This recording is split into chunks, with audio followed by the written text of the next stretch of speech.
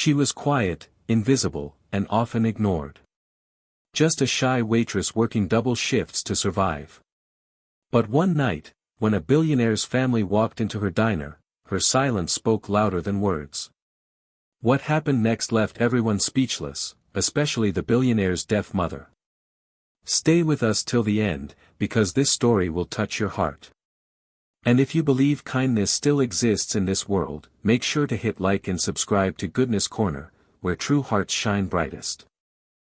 The clock ticked past midnight at Harper's Diner, the kind of small-town restaurant where coffee never ran out and dreams always seemed just a little out of reach. Lila Evans, the shy 22-year-old waitress, was wiping the counter for the 5th time that night. Her brown hair was tied in a messy bun, her apron was stained with coffee rings, and yet, there was something almost graceful about the way she moved, quietly, carefully, like someone who carried more stories than she could ever tell. She rarely spoke. Not because she didn't want to, but because words often failed her in a world too loud for kindness. Customers barely noticed her, except when their coffee ran low or their fries came late. But Lila didn't mind. She was saving every tip she could to pay for her younger brother's sign language therapy. After a childhood accident, he had lost most of his hearing. Outside, the rain poured like sheets of glass. Inside, the diner glowed warm and golden, a tiny refuge in the dark. That was when a black limousine stopped outside. The door opened, and a tall man stepped out first, confident, dressed in a perfectly tailored suit. Behind him, an elegant older woman wrapped in a soft gray shawl gently touched his arm, her eyes scanning the world with quiet patience. Lila's heart skipped. She had seen that face before, in magazines, on billboards, on the news. Ethan Marshall, billionaire CEO of Marshall Enterprises, a name synonymous with power, innovation, and wealth. But it was his mother, Mrs. Eleanor Marshall, who drew Lila's attention. The woman's movements were soft but deliberate. Her gaze didn't meet anyone's eyes directly, until Lila realized why. She wasn't responding to the sound of the rain, nor the chatter of the late-night crowd. Her eyes followed lips, gestures, expressions. She was deaf.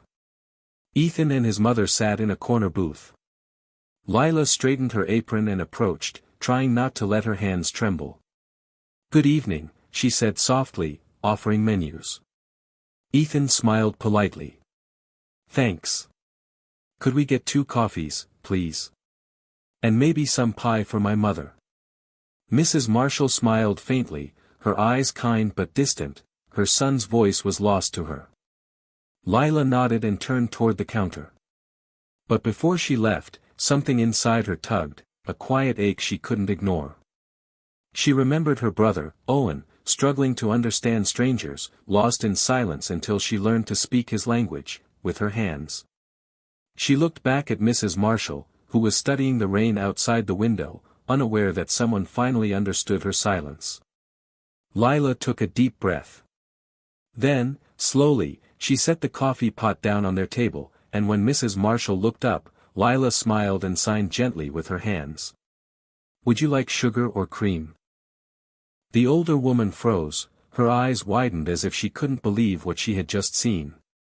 Then her hands lifted shakily, returning the signs. "You, no sign language?" Ethan looked up in confusion. "Mom. What's going on?" Mrs. Marshall turned to him, her face glowing with joy. Her hands moved swiftly as she signed, and Ethan frowned, he couldn't keep up. But Lila understood. Every word, every gesture. "Yes," Lila signed back softly, her heart racing. "My brother is deaf. I learned to talk to him." Tears welled in Mrs. Marshall's eyes. She touched Lila's hand tenderly, as if she had found a piece of herself in a stranger. For the first time that night, Lila wasn't invisible. Ethan watched, speechless, as the 2 women conversed in silence, yet the air between them felt alive, brighter, richer than any conversation he'd ever heard.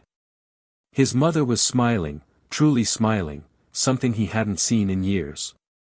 When Lila brought their coffee and pie, she didn't just serve food, she translated comfort. She told Mrs. Marshall, through signs, about the town, about the diner, about the pies that tasted like warm hugs. And Mrs. Marshall laughed silently, her shoulders trembling with joy. Ethan couldn't look away. This young waitress, so shy and unnoticed, was doing what his money never could, making his mother feel heard.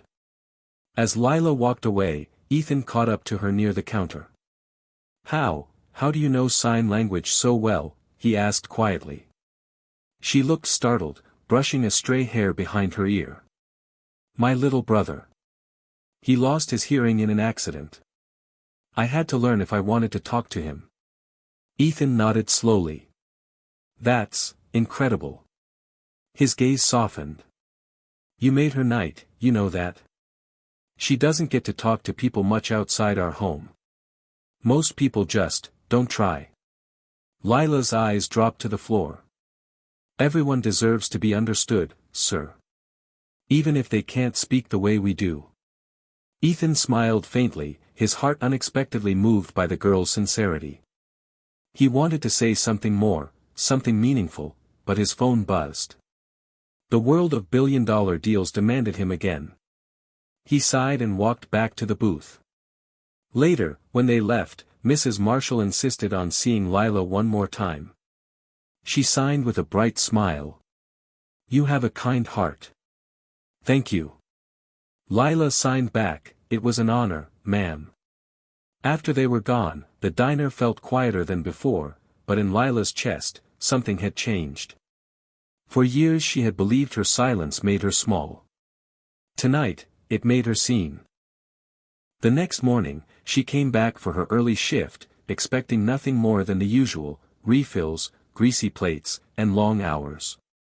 But as she reached the counter, her manager handed her an envelope. "Hey, Lila. This came in for you." She frowned. The envelope was embossed with gold lettering, Marshall Enterprises.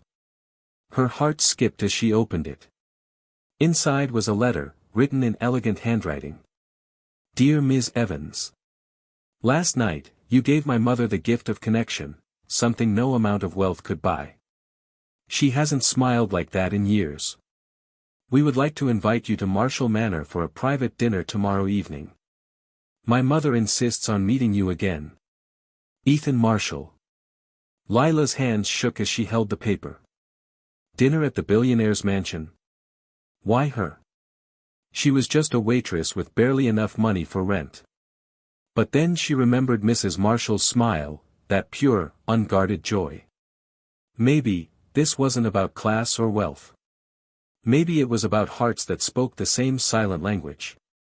That night, she told her brother, Owen, about the letter. His eyes sparkled.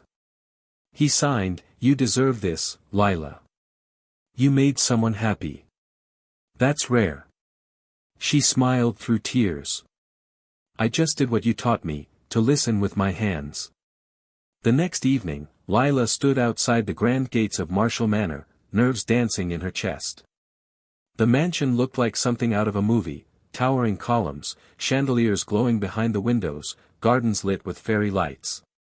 She almost turned back, but before she could, the door opened, and Mrs. Marshall appeared with open arms, smiling wide. She signed, "I'm so happy you came." For a moment, all Lila's fears melted away. Inside, Ethan greeted her warmly, his usual cool composure replaced by genuine admiration. "Lila, you're a guest tonight, not a waitress," he said softly. "Please, relax." As dinner began, laughter filled the room, even without sound. Mrs. Marshall and Lila's hands moved gracefully in conversation, and Ethan watched, learning a few signs himself. He realized that for years, he had lived surrounded by voices yet had never truly listened. Lila's warmth, her humility, and her strength were disarming. She didn't know it yet, but that night was about to change her life forever.